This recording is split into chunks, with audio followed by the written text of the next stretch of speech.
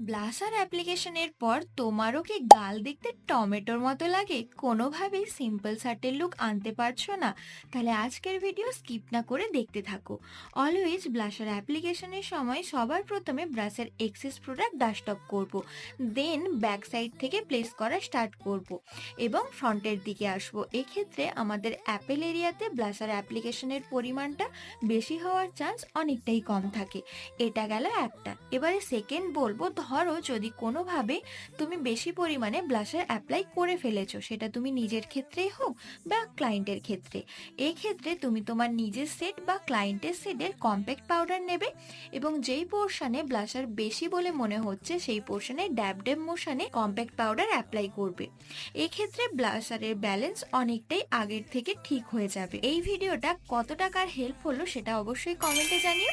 আর এরকম নতুন নতুন টিপসের জন্য ফলো মাই আইডি।